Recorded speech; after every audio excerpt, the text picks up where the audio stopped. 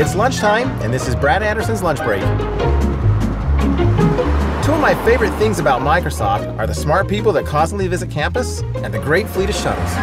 Whenever I can, I try to take advantage of both of these things and grab lunch with some of the tech industry's best and brightest. Today, I'll drive around with Microsoft's own Executive Vice President of Business Development, Peggy Johnson.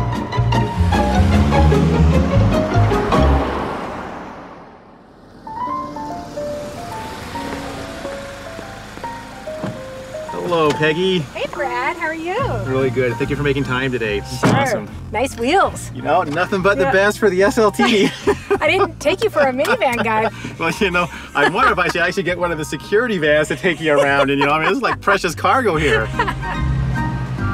3 years at Microsoft now? Almost 3 years. And Satya's first hire, first new member of the SLT. Yes. So 3 years, I mean, partnerships, acquisitions, relationships, you know, occasionally sleep. You know, you've accomplished lifetimes worth of work in 3 years here. So you and I both studied engineering in college. Yes. Okay. Well, I lived in San Diego, and it's a Navy town. Yeah. And so most of the dream jobs somehow were associated with the military. So my first job was at General Electric working on anti-submarine warfare for surface ships. Oh, so like light stuff. Yeah, that's what I did.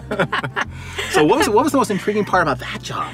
Well, it was at the time when that book, Hunt for Red October, was out. One of Clancy's first, second book, yes, I guess, right? Yeah, exactly. And so it was very much like that. You know, we were building a system to listen in to what they called the signatures of the submarines, and you'd have to identify if there were a threat or friendly, and super exciting stuff because the book very much mimicked what we were doing at work.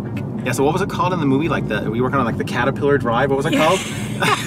Something along those lines. And I should probably not talk anymore since I have top secret clearance. There you go. Yeah, I don't want you to have to kill me for sure. But I do get right and left mixed up, and I get port and starboard mixed up. So I'm hoping, all the time.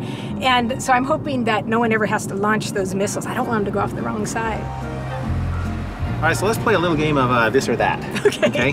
So I'm going to give you a phrase, and you're gonna tell me which one of the things applies. Okay. So the two topics or the two things you can select from are being a new hire at Microsoft. Okay. Or building a nuclear bomb. Okay, you have experience in both. All right. At first, everyone is way busier than you expected. Definitely a new employee at Microsoft. Okay. Yep. You don't want to make a really big mistake on your first day. Nuclear bomb. Okay.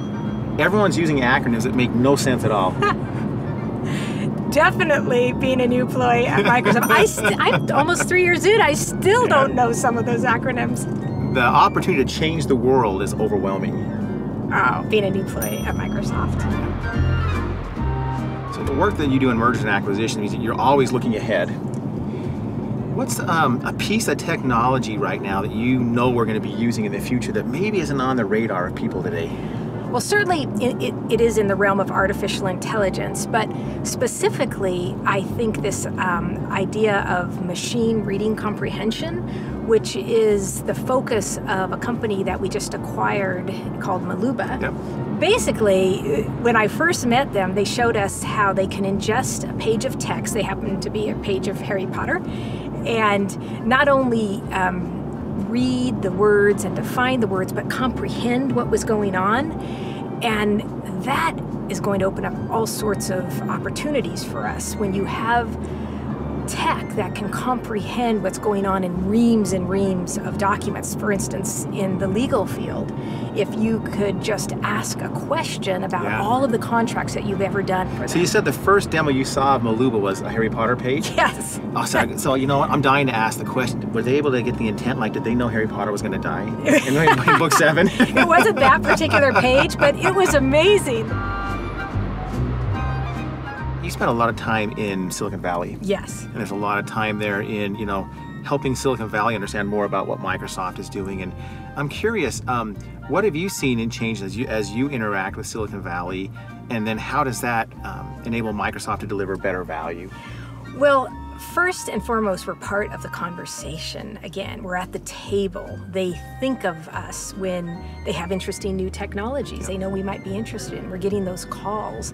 And we also have our new Microsoft Ventures arm, which has allowed us to have a new, fresh perspective of the startup community in Silicon Valley. We're in there, we are keeping pace, we're exceeding them in many areas, so they're interested in us, they're interested in our tech and understanding where they can take our tech and vice versa. So super exciting times just to be back in the Valley.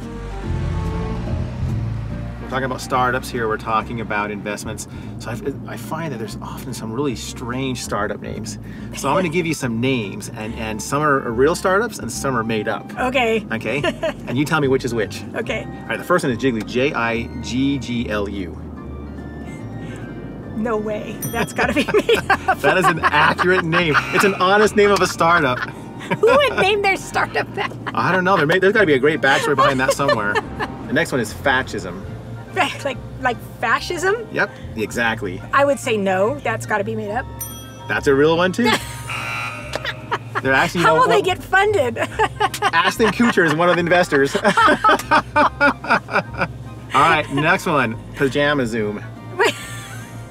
No, it's a trick. I feel like I should say that's a real one. That one's a fake one. Koala Safe. It's koala the animal. Koala Safe. That sounds real.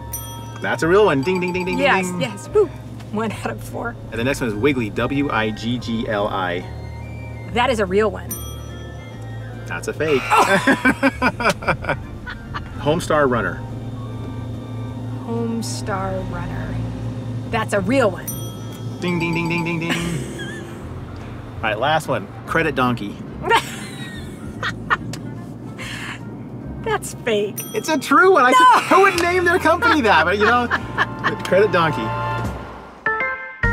Next time on Brad Anderson's Lunch Break. Whenever I tried to be something I wasn't, the outcome wasn't very good. And so I had a boss at one point who said, why don't you just be yourself? And that was sort of like the turning point in my career.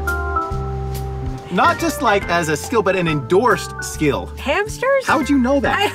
How good must you be at paranormal romance for somebody else to endorse that?